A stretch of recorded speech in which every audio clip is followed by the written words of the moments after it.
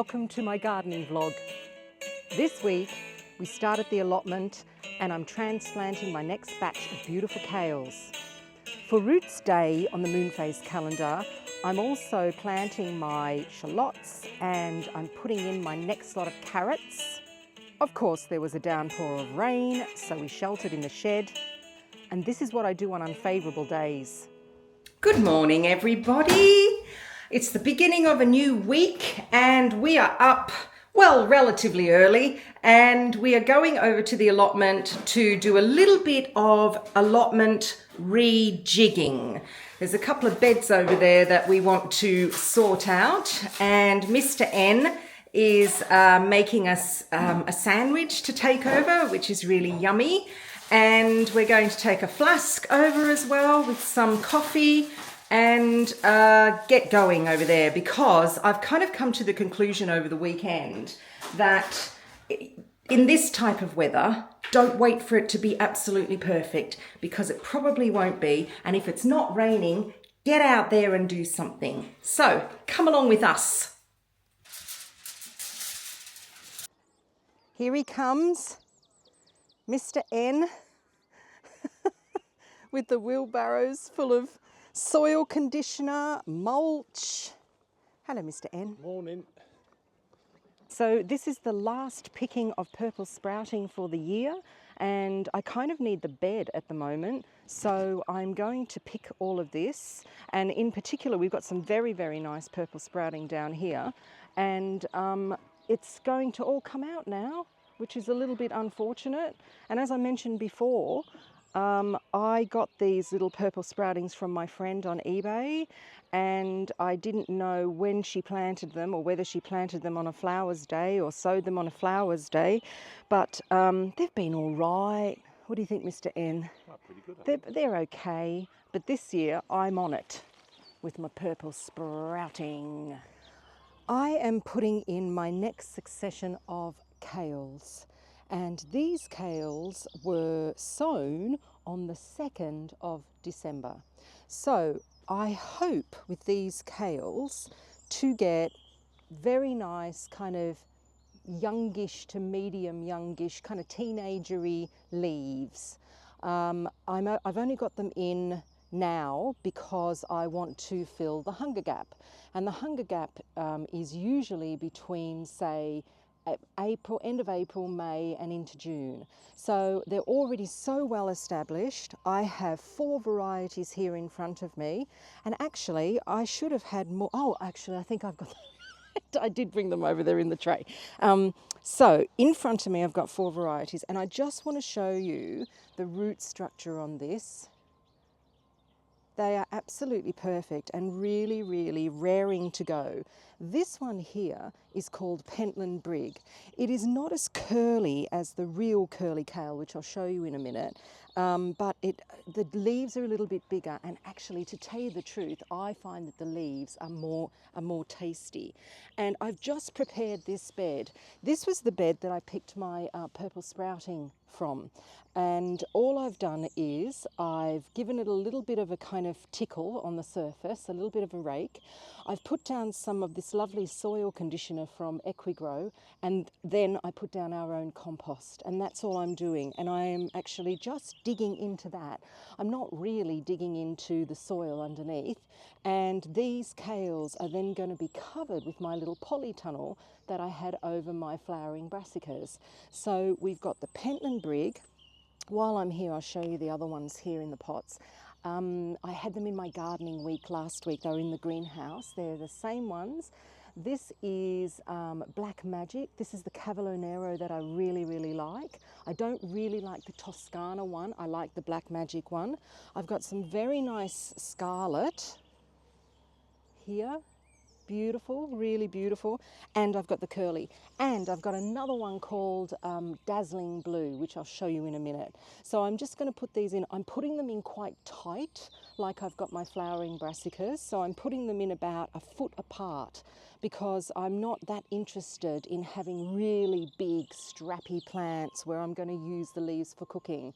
These leaves are going to be mainly used for stir fries, for steaming. I might put them in some salads as well. I just want some nice brassica leaves during that hunger gap. So here's a dazzling blue. Look at that, it has this pink mid-rib and it is absolutely gorgeous, this kale, Cavallonero type of kale, but it is absolutely fantastic. Right, so this is the first batch. This is enough that's going to fit underneath my polytunnel. Once these get established over the next couple of weeks, I bring out the next batch and that is going to go along there. And then I move the polytunnel along. However, if the weather gets any better, I will take it off and I don't need the polytunnel, because I'll show you what I've done with the other brassicas. These were my flowering brassicas, or these are my flowering brassicas. So they're the cauliflowers and the calabres. I've just put some sticks in to just stake them, and now I'm going to put a net over the top of this. And they are well and truly established now. These were the ones underneath my polytunnel. So that's good, and we are extending this bed, as you can see here. So we've had quite a lot done today. Good day. It is Roots Day on the moon phase calendar, and I am sowing carrots again. So I'm about to sow some carrots outside for the first time. It's the end of March and I am going to do my first sowing of summer carrots outside in one of my raised beds. But I just want to get one more tub done inside the greenhouse before I do that. Last year, I grew all my carrots in tubs and they did so well. But the trouble is we get through quite a lot of carrots and I didn't have as many tubs as I wanted. And tubs, troughs, pots, whatever I can find that has got at least 8 inches in depth. That's really what you need for a good sized carrot. So this year I am going to try and grow them outside in one of my raised beds.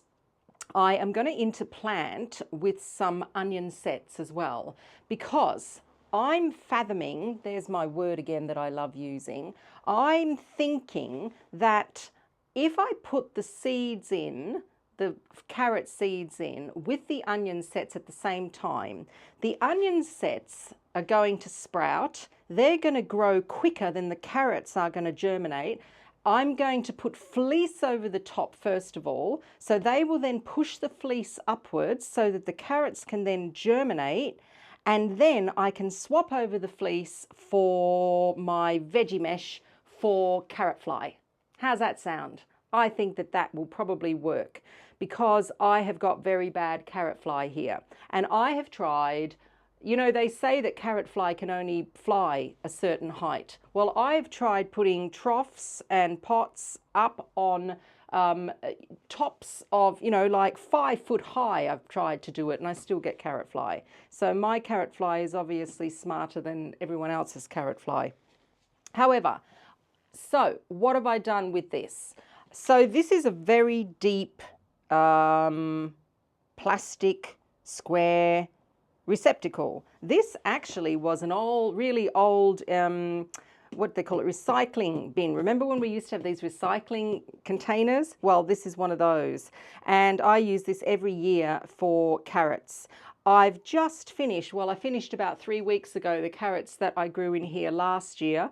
And what I normally do with carrots is I'm not really that fussy about the soil that goes in, or the compost that goes in underneath the top layer of about 3 inches, because I don't really care about that too much. So I was going to leave the soil that I had in here, or the compost that I had in here, for the last lot of carrots. However, they had a little bit of a problem because vine weevil got in here. So I had all these vine weevil larvae, not a huge amount, but enough. So I had to put those out for the birds to eat. So then what I did was I filled up about half of this container with old compost that I had from my tomatoes and my peppers. I've still got pots of tomatoes and peppers compost that I used last year because I had so many that I'm using for things like these, carrots and my potatoes. And then, like I said, the top 3 inches, maybe 4 inches, I then filled up with just normal multi-purpose compost. I'm not fussed about whether it's a fine compost or not because they will germinate. At this time of year, they will definitely germinate. So the variety I am putting in here is a variety called Mokum, M-O-K-U-M. It is an F1 and it's a really good kind of crossover carrot. I grew it last year and I really enjoyed it.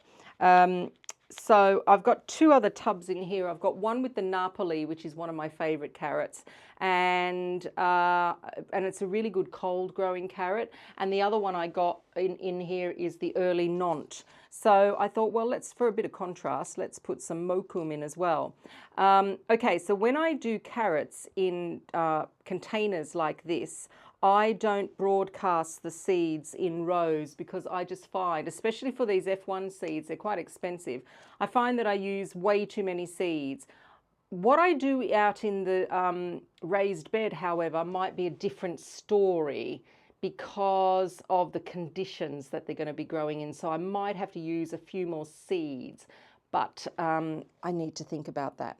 So what I do here is I dib little holes about 2 inches apart, I would say. So I usually get 1, 2, 3, 4, 5, hang on. 1, 2, 3, 4, 5, 6, 7, 8. Yes, I usually get 8, and then I get 1, 2, 3, 4, 5 across. That's my usual amount. So, and then I only sow, well, I kind of pinch out the seeds and I only sow about 2 to 3 seeds per hole. This is really fresh seed. I've just got this seed, so I'm expecting all of this to come up. Sometimes, hello, get out of there. Sometimes, you know, they don't all come up, but sometimes they do. At this time of year with the warmth now, I'm thinking that they are going to all come up. And then I don't have to thin out, you see. That's the beauty of just doing a few seeds at a time. Let's make some more holes here. Yeah. So you'll see when I show you the other containers that I've got of these carrots, you'll see what I mean by not having to thin out. The first container that I did, the Napoli, I did back in November, so that the germination wasn't great, but I re-sowed it, so all of that's come up now. And then, it all depends on room really, but I think I'm going to need this greenhouse for all my kind of more tender crops, my summer crops. So this is going to be evicted and it's going to go outside, and I have to put a kind of cover on it. And I'll show you the bag behind me. So Veggie Pod have got what they call a veggie bag, and they have like a zip lid over the top. And I'll show you in a minute. And they are absolutely perfect for growing carrots because you just zip it up and it's a really, really fine mesh and nothing gets in. I've had no carrot issues with the carrots that I've got in there. Oh, that was quite a few too many. And this is how quick this is to do. So there's really nothing stopping you starting some carrots, because before you know it, and I've done this in the past, before you know it, you're going to get to the end of the season and think, oh, I haven't got any carrots. Because carrots take quite a while to germinate, first of all to germinate, then to grow, and then to be ready for harvest. So it's always good to be doing successional sowings of carrots, that's for sure. And there are so many varieties that are fabulous, you know. So that is it. And then I just do this. I kind of wave over the top, give it a bit of a water, won't need too much. Give it a bit of a tap down, and then you watch the slugs, because the slugs come out of everywhere, I can tell you now.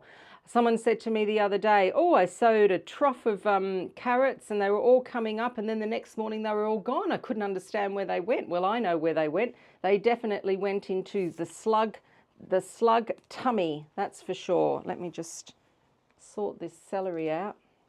There. So that's it. So that's that one. Like I said, my next job is going out. I've got to find a raised bed first. I've got an idea of which one, but I've got to get that ready. Just put a little bit of, fill up some more compost on top, and then that will be ready to sow out with my onion sets.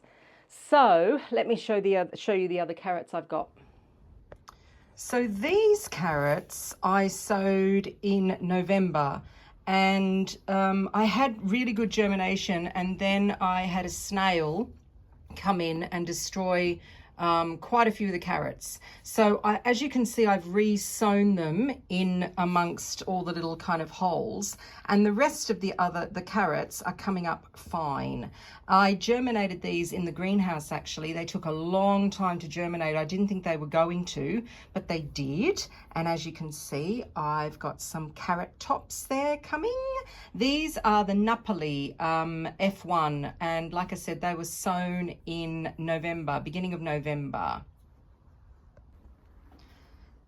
The next succession were sown, I had quite a big gap actually, because these were sown at the end of February, and they've all more or less come up, which is really, really good. These are the early Nantes, number 2. So I've got a trough of those coming up, which is nice, as you can see, and that's great. So this is the veggie bag that I was talking about. It's a bit heavy. I first of all had potatoes in here, and then when the potatoes finished, I planted this up. I planted this up at the end of the year, and I kind of used seed that I was going to experiment with, because I've used the yellow carrot seed called Jaune d'Oeuf, and then I also put in some black carrots as well. I don't like them. I'm not going to grow them again. I find that the yellow ones have just got no taste at all. And it's funny because when I went to the media day at Mr. Fothergill's last year, Rachel, one of the growers, actually she's the buyer of seed, she was asking me what carrots I grow, and I said, oh, I've just put these carrots in. She said, oh, don't bother. She said, that's horse feed. I think she's probably right. If you like those, if you like the yellow ones, I'm sorry that I may have offended you, but I don't like them. Okay, so yes, so this veggie bag thing has got these little clips on the side here, and this is what happens to it. It pops up like that, and then you've got this zippy lid on top as well, which is great. So, I mean, you can put, if you've got like problems with, I don't know, if fruit fly or anything like that, if you're in that part of the world and you want to do your tomatoes and other things in here, these are great for that type of thing. But we don't have that issue. And my biggest issue is, like I said, carrot fly, flea beetle, all that kind of stuff. Blech, don't like them at all. Right, and let's just shove it all under there. So, okay, so let's just have a look at these carrots in here. Because they're just about finished. Here's the yellow ones. They really didn't come to much. Look. Gosh, I think a horse would be a little bit disappointed. I'm going to have to pull these out. Look at that. I mean, I suppose you could say these are baby veg, but not very good. Mind you, I did put them in quite late. I'm looking for a big one here. What's that? Is that big? No, that's just gone. That's just going to seed, that one. This one might be a big one. have a look. Oh, well, I mean, you know, they're all about the same. Look. Right, I think I'm going to take these out and put some more potatoes back in here again. Let me find a red one. There's not many red ones left. Now, these red ones, boy, I tell you what, I'm not growing those again. I mean, they might be full of all these anthracysins and all of that kind of business, but there you go. They bleed. If you think the beetroot bleeds on your hands, you need to grow these black carrots because you cannot get, oh, I don't think I've got any left. You can't get the bloomin' stuff off your hands for days, days and days and days. I'm just looking whether maybe I broke the top off. Oh, look at these awful carrots. It's just as well I haven't been watering these because I wouldn't even waste the water on them. Oh dear. Where's the black one? Come on. I think these are all the orange, the yellow ones left here. I thought I had a couple of blackies in here, but I don't think I've got any black ones left. Are they black? They might be purple. I think they could be purple. If I find something, I'll show you. But I think I'm going to pull all these out now. And I mean, we can have a little kind of nibble on them. But other than that, I'm going to use this bag for something else. Like I said, I'll recycle it and I'll put some spuds in here because I've got some more potatoes to go in as well. I may as well talk to you about that while we're here actually. So here are my potatoes. These ones are Swift and they are in these tubs. I would say these are about 25 to 30 litre tubs and I have 3 of those on the go. They're doing really well. Now I've got some more to go in as well. So this is how I grow them. I've been growing them like this for a couple of years now, like this. I put them in these small pots and I only do it really at the beginning of the year, so when it's quite cold, because if I put the tubers straight into pots like this, they sit for quite a while before they start to head off and, well, do they germinate? Yeah, germinate.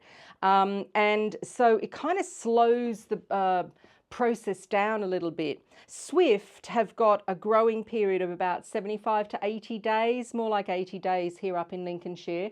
And they need to be growing really well for the whole period of time if you want nice big tubers and quite a lot of tubers as well. So it's no use them kind of ticking away, just kind of then breaking surface after about a month because I've lost time. So that's why I do these early potatoes like this and like this as well.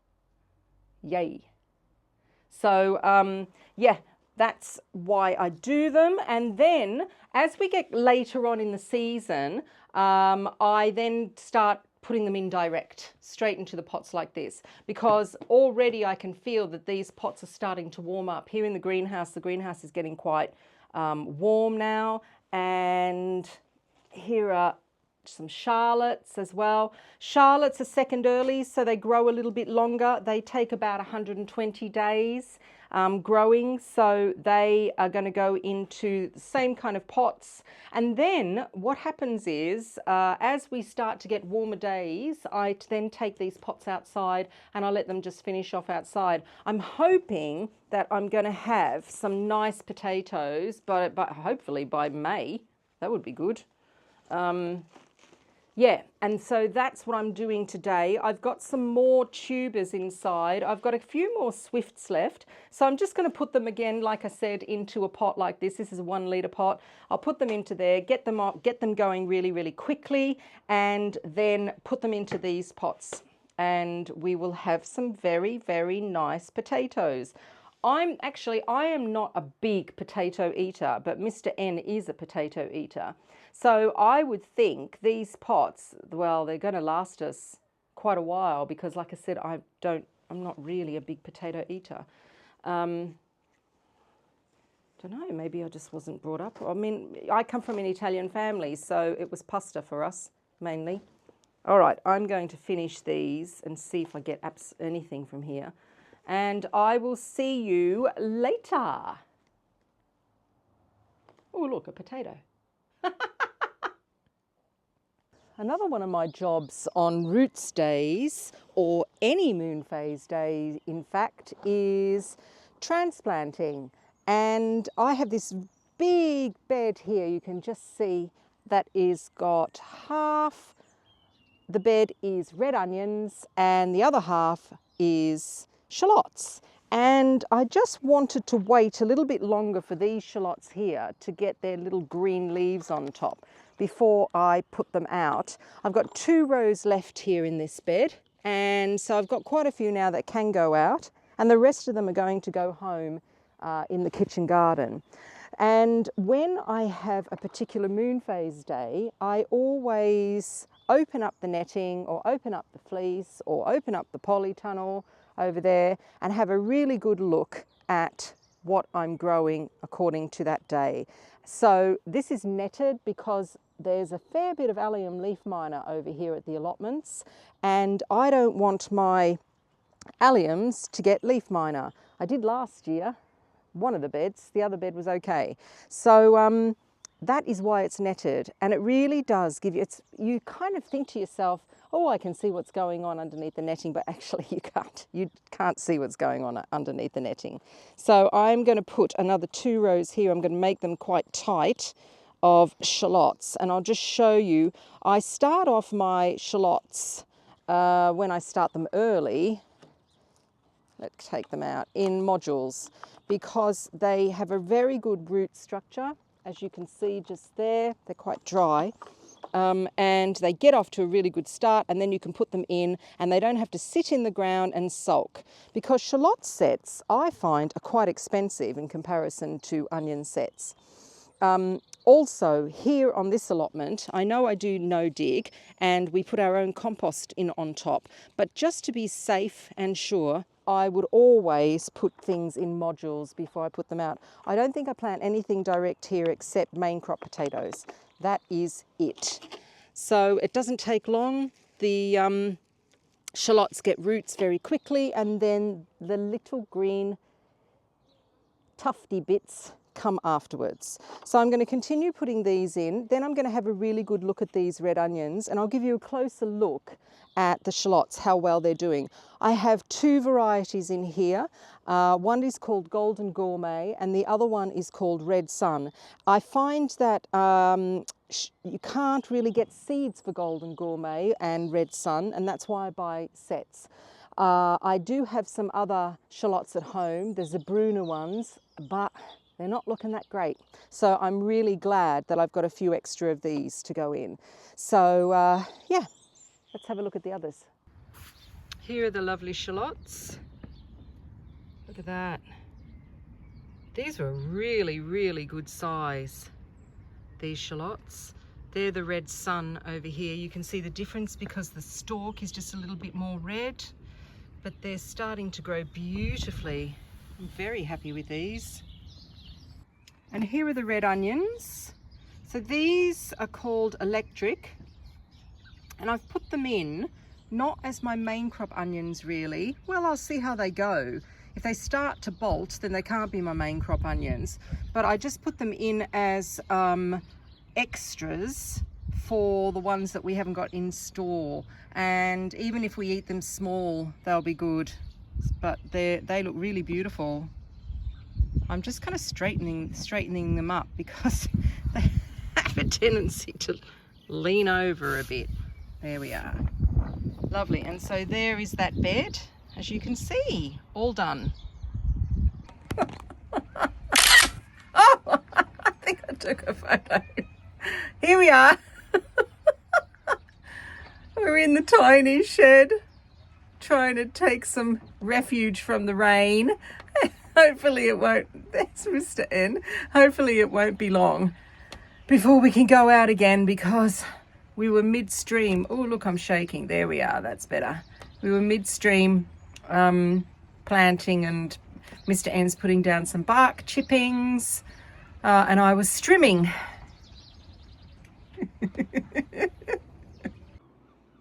It is a beautiful day here today in Lincolnshire. It's a bit windy, but you know, I'm not complaining because look behind me, look at that sky.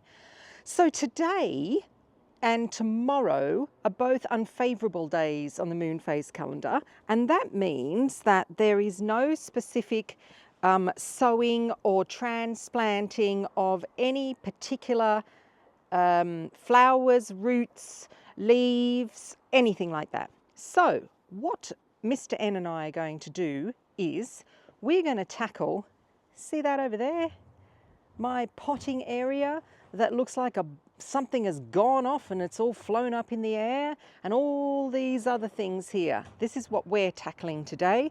I have a new potting table that was given to me. I'll just see if this is going to work.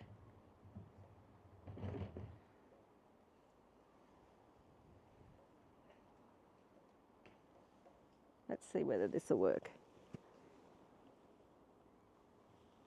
Right, it's working. Okay, so this thing here, as you can see, is a new potting table that I got from my neighbour that lives behind us. And yeah, so she gave me this table, which is great because it's got a stainless steel top, which means that it's not going to rot, because my other staging table is falling apart. And I think that will be about all that we can get done this afternoon because there's quite a lot to do. See you later.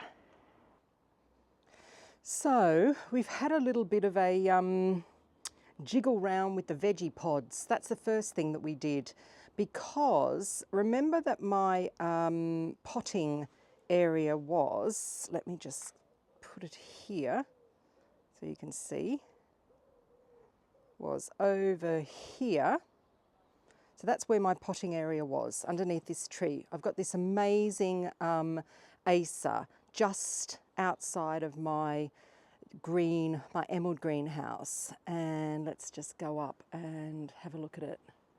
It's huge, but it is absolutely beautiful. So I was actually doing my potting underneath it. The only trouble was that I've got these kind of stones underneath this tree. We inherited a fountain beforehand when I had the greenhouse built, because where the greenhouse built we had a fountain and a pergola, and it was very, very old and falling apart, and that's why we had to take it all down. Let's just go around here again. So where the greenhouse was here, the big greenhouse, there was a fountain underneath a pergola there. It was completely falling apart. It was really, really dangerous. So we had it taken down, and then I had the greenhouse built. So I wanted to move this potting table because the potting table was falling apart, and I wanted it out of the way so you couldn't see it next to the greenhouse. So my lovely neighbour asked me if I wanted this table here, and I said, yes, please. I snapped a hand off. So it's stainless steel on top. It's a steel frame. It's a little bit rusty, but I don't really care, and it's not going to rot. So what we did was we moved the big veggie pod here up, because the big veggie pod was in the corner. So we moved that up here, and then we shifted the other two here. Let me just move my tripod. There. And they're underneath this tree now. So I'm going to try this configuration for a while and see how this works out. So I've just been clearing underneath the veggie, where the veggie pod was, and I've put the table down here because it's right near the entrance of the greenhouse, and I thought this would be great. It's out of the way. I can put my 2 compost bins there in the corner. I've got quite a bit of room to do work here, and all the pots that were underneath the other table have gone now into the garage. So we're pretty much sorted. And this is the type of thing that I do on unfavourable days on the moon phase calendar, is I do sorting out like this in the garden. And I've got lots of pots to do. I just want to show you my veggie pod quickly. Take my brush out. So that one is pretty much already planted up, except for the stuff on the end, which is my winter radish. That's coming out. And I'm going to be doing a video very soon about what to plant in veggie pods. through the year. So look out for that one, because I do get a lot of questions about veggie pods, and it might be quite interesting for you to have a look. In here I've got my radish and I have my Asian greens mainly. So yeah, there you go. So that is my gardening week. Thank you for joining me, and cheers to a Saturday evening. I hope you've had a good gardening week, and I hope the weather has been nice with you. I will see you next week, and I'm hoping that the weather is going to be getting a little bit better, maybe spring-like. That would be good. I'm Susie B from SusyBLiving, and if you subscribe, then you will get my moon phase calendar updates, and you will see my vlog every single week and see what I'm up to, and thumbs up. That'd be nice too. I'll see you later. Bye.